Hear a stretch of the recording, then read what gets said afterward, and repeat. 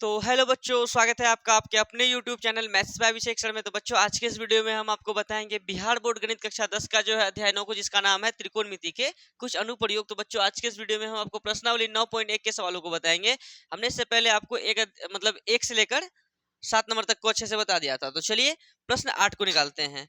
ठीक है, तो प्रश्न 8 सबको पेज नंबर निकाल लें। 226 प्रश्नावली 9.1 है, पेज नंबर 226 है, प्रश्न संख्या 8। हम बताए थे उस दिन की ये प्रश्न 7 की तरह ही, आप अगर खुद कोशिश किए होंगे तो बन गया होगा, लेकिन कोई बात नहीं है, हम फिर से बता रहे हैं आप लोगों को। पेज नंबर 226 निकाल लीजिए, क्योंकि सवाल लिखेंगे तो बोर्ड भर जाएगा। तो पेज नंबर 226 प्रश्न संख्या 8 क्या बोल रहा है कि एक पेडेस्टल शिखर पर एक एक 1.6 मीटर ऊंची मूर्ति लगी है, एक पेडेस्टल के शिखर पर। अब बात रहा पेडेस्टल क्या होता है। जैसे तुम लोग शहर गया होगा तो शहर में देखा होगा गोल टाइप का बनाया रहता है, चबूतरा टाइप का, और उसके ऊपर में मूर्ति देखा होगा तुम लोग, देखा है शहर में। तो उसी को कहते हैं पेडेस्टल, जो रहता है मतलब गोल सा। ठीक है, उसके ऊपर में जो मूर्ति रहता है वो तो मूर्ति कहलाएगा। बात समझ में आया ना। तो वही बात है, चबूतरा टाइप का जो गोल सा रहता है, तो यहाँ बोला है एक पेडेस्टल के ऊपर, मान के चलिए एक पेडेस्टल ये है। ठीक है, एक पेडेस्टल। ठीक है, यहाँ बोला है कि एक पेडेस्टल के शिखर पर एक 1.6 मीटर ऊंची मूर्ति लगी हुई है। इसके शिखर पर जो है ना एगो मूर्ति लगा हुआ है।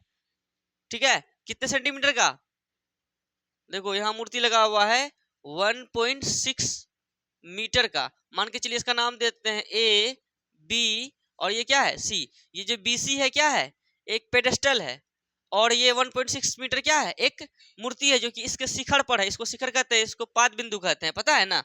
चलो ठीक है, इतना लगी हुई है। भूमि के एक बिंदु से मूर्ति के शिखर का उन्नयन कोण, भूमि के एक बिंदु, मान के चलिए आप एक बिंदु इधर भी बना सकते हैं, बिंदु इधर भी बना सकते हैं, कोई दिक्कत वाली बात नहीं है। तो यहाँ बनाते हैं, तो भूमि के एक बिंदु, चलो भूमि के एक बिंदु, तो बोला है भूमि के एक बिंदु से मूर्ति के शिखर का उन्नयन कोण 60 डिग्री है।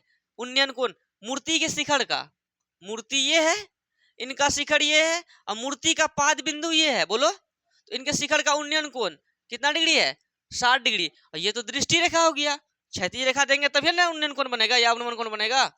इसको याद देखो, मतलब क्षैतिज रेखा बना दिए, कितना डिग्री है, 60 डिग्री है। चलो इतना बना दिए।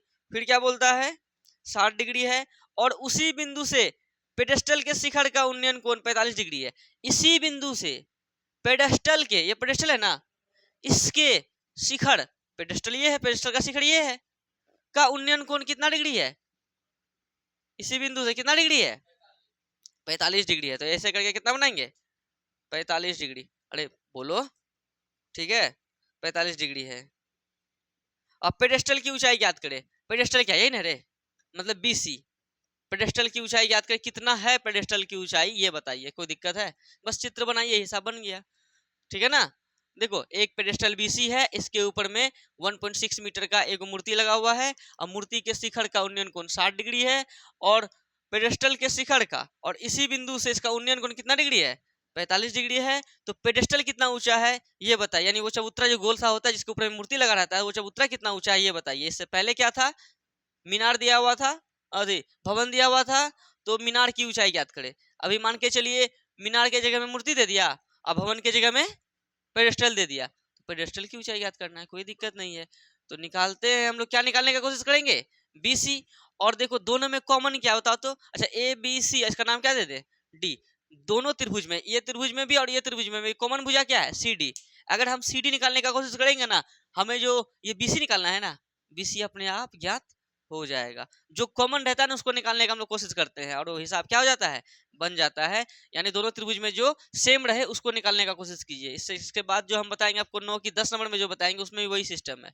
चलिए सबसे पहले लिखेंगे सॉल्व। कितने नंबर का है ये सवाल, 8 नंबर। प्रश्नावली 9.1 का जो है प्रश्न संख्या 8 है, पेज नंबर 226 है। चलिए सॉल्व करते हैं इनको। तो क्या लिखेंगे, पहले तो लेते हैं बड़का वाला त्रिभुज, ले ले ए सी डी। त्रिभुज क्या लिखेंगे, ए सी डी में, या छोटका भी ले सकते थे, कोई दिक्कत वाली बात नहीं है। अच्छा सही है। चलो त्रिभुज एसीडी में थीटा के सामने वाले क्या कहेंगे, लंब, लंब बटे आधार, यही ना। क्या होता है लंब बटे आधार, टेन थीटा, थीटा की हम क्या लिखेंगे 60 डिग्री। ठीक है, लंब कितना बताओ, इतना बड़का है, इतना बड़का कितना 1.6 प्लस कितना BC बटे आधार कितना है CD है, बराबर कितना 10 60 का मान √3, नीचे गुना क्या एक गुना कर सकते हैं, CD गुना √3 CD बराबर एक गुना इतना कितना 1.6 प्लस BC, √3 गुना में इधर किस में आएगा, तो CD बराबर क्या लिखेंगे 1.6 प्लस BC बट्टे √3। कोई दिक्कत, इनको छोड़ दीजिए अभी तत्काल में। अब किस में आइए छोटका वाला त्रिभुज में, देखो CD निकाले ना, और इससे भी CD निकाल लेंगे, CD बराबर यहू है, CD बराबर यहू है, तो वो दोनों आपस में बराबर हो जाएगा। अगर वैसे नहीं करेंगे तो अभी जो निकालेंगे ना छोटकू में CD का उपयोग होगा ना, तो CD का मान को वहां धर देंगे, वो भी कर लेगा तो भी चलेगा, कोई दिक्कत।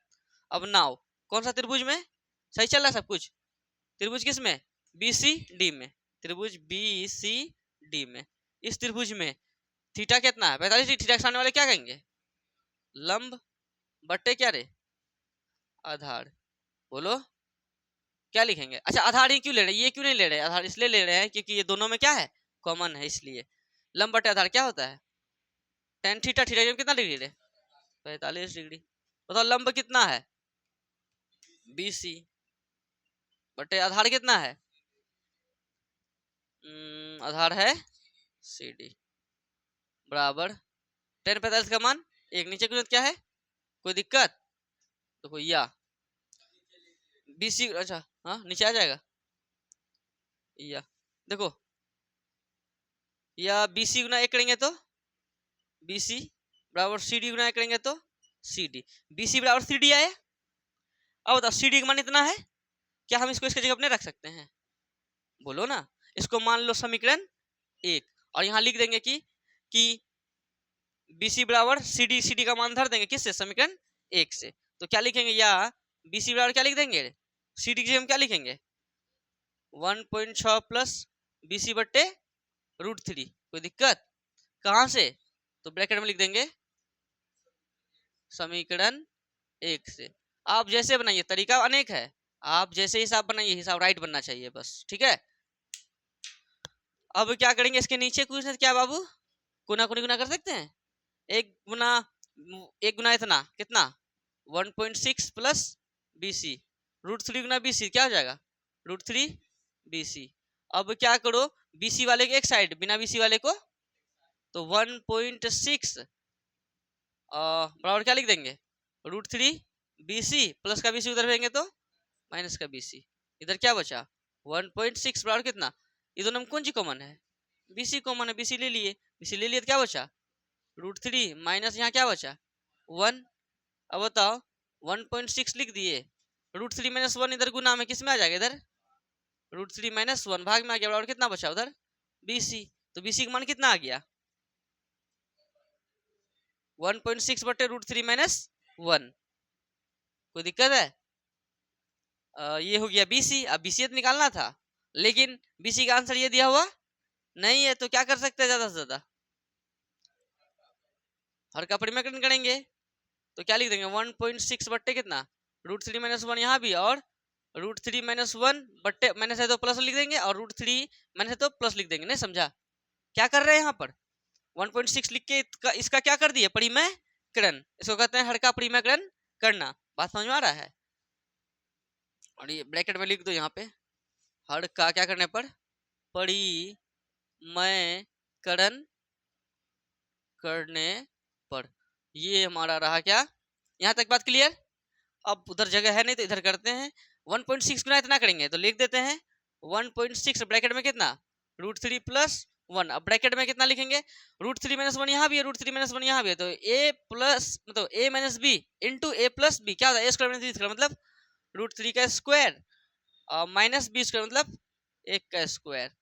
तो देखो 1.6 ब्रैकेट कितना √3 प्लस 1 ब्रैकेट बट्टे कितना √3 का स्क्वायर ओनली 3 माइनस 1 का स्क्वायर 1 कितना हो जाएगा 1.6 ब्रैकेट कितना √3 प्लस 1 ब्रैकेट लगा कितना 3 में गया 2 2 एकम 2 और 16 है ना रे 0.8 में कट जाएगा क्योंकि दशमलव है ना बीच में रे, कितना हो गया आंसर 0.8 ब्रैकेट लगा कितना √3 प्लस 1, ये क्या आया ये पेडेस्टल की ऊंचाई आया, मतलब BCN निकाल रहे हैं रे, कहाँ गया? अच्छा बराबर हम BC हम लोग नहीं लिखे हैं, यहाँ देखो यहाँ बराबर BC है ना रे, बराबर BC लिखते कि नहीं लिखते बोलो? तो उसी तरह से यहाँ बराबर BC लिखते चलते, BC या लिख दो यहाँ पे या BC बराबर इसीलिए लिख देते इधर BC बराबर इतना, कोई दिक्कत? अतः में लिख दो पेडेस्टल की ऊंचाई, अतः पेडेस्टल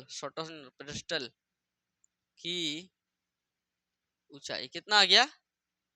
0.8 ब्रैकेट लगा के √3 + 1 इतना मीटर आंसर। कोई दिक्कत है? तो ऐसे ही आप बनाए थे अमित, तो चलिए अच्छा कोई दिक्कत नहीं है, चलिए फटाक से इनको उतार लें। अगर आपको कहीं डाउट हो तो वीडियो को थोड़ा सा पीछे करें, फिर से वीडियो को देखें, आपका डाउट हो जाएगा खत्म। और बच्चों चलिए अब देखते हैं प्रश्न 9 को, फटाक से इनको उतारें।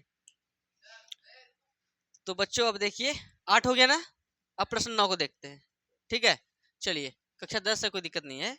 प्रश्न 9 क्या है कि एक मीनार के, देखो पेज नंबर 226, 8 नंबर हो गया, प्रश्नावली 9.1 बता रहे हैं, उसका प्रश्न संख्या 9 क्या कह रहा है कि एक मीनार के पाद बिंदु से एक भवन के शिखर का उन्नयन कोण, देखो एक मीनार है और एगो क्या है भवन है, मान के चलो ये एक मीनार है, ठीक है, और ये क्या है भवन है, ठीक है कोई दिक्कत नहीं है। तो देखो एक मीनार के पाद बिंदु से, एक मीनार ये है, ये इसको क्या बोले रे, ये है मीनार, ये है क्या भवन। तो एक मीनार का पाद बिंदु, देखो इसको शिखर कहते हैं, इसको पाद बिंदु कहते हैं, ये भवन का शिखर हुआ, ये भवन का पाद बिंदु हुआ। तो यहां बोल रहा है कि एक मीनार के पाद बिंदु से, एक मीनार के पाद बिंदु से एक भवन के शिखर का उन्नयन कोण 30 डिग्री है, ये भवन का शिखर है, मीनार का पाद बिंदु और भवन का शिखर का उन्नयन कोण कितना डिग्री है 30 डिग्री है। तो 30 डिग्री बना देंगे कि हवा में बना देगा, ये दृष्टि रेखा हो गया, और क्षैतिज बनाना पड़ेगा ना रे, बना दिए 30 डिग्री है, कोई दिक्कत?